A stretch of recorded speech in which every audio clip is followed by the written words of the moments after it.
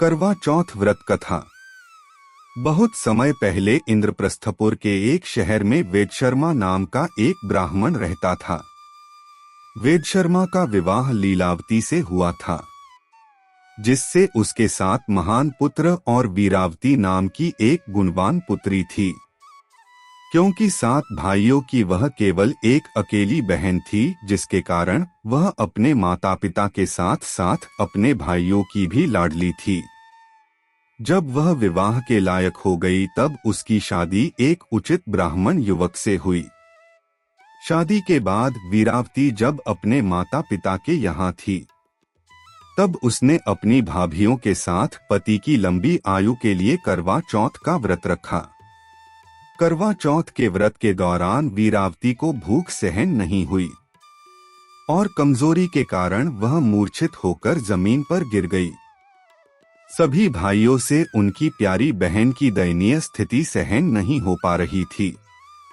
वे जानते थे वीरावती, जो कि एक पतिव्रता नारी है, चंद्रमा के दर्शन किए बिना भोजन ग्रहण नहीं करेगी, चाहे उसके प्राण ही क्यों न निकल जाएं।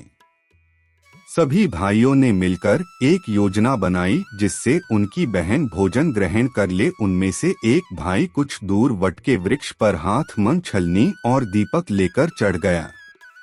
जब वीरावती मूर्छित अवस्था से जागी तो उसके बाकी सभी भाइयों ने उससे कहा कि चंद्रोदय हो गया है और उसे छत पर चंद्रमा के दर्शन कराने ले आए। वीरावती ने कुछ दूर वट के वृक्ष पर छलनी के पीछे दीपक को देख विश्वास कर लिया कि चंद्रमा वृक्ष के पीछे निकल आया है। अपनी भूख से व्याकुल वीरावती ने शीघ्र ही दीपक को चंद्रमा समझ अर्घ अर्पण कर अपने व्रत को तोड़ा।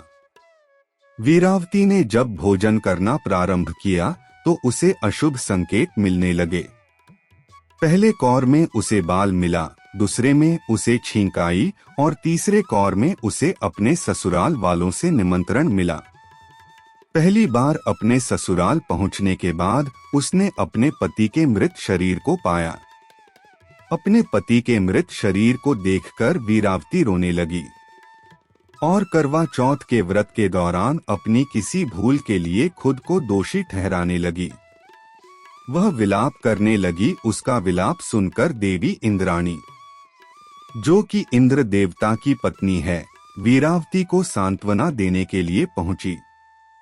वीरावती ने देवी इंद्राणी से पूछा कि करवा चौथ के दिन ही उसके पति की मृत्यु क्यों हुई और अपने पति को जीवित करने की वह देवी इंद्राणी से विनती करने लगी।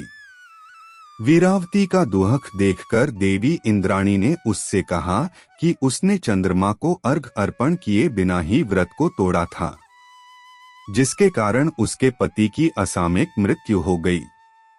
देवी इंद्राणी ने वीरावती को करवा चौथ के व्रत के साथ साथ पूरे साल में हर माह की चौथ को व्रत करने की सलाह दी और उसे आश्वासित किया कि ऐसा करने से उसका पति जीवित लौट आएगा। इसके बाद वीरावती सभी धार्मिक कृत्यों और मासिक उपवास को पूरे विश्वास के साथ करती। अंत में उन सभी व्रतों से मिले पुण्य के कारण वीरावती को उसका पति पुनः प्राप्त हो गया। सभी भक्त बोलिए जय माता दी। हमारी प्रार्थना है कि माता आप सभी का सौभाग्य सदैव बनाए रखें।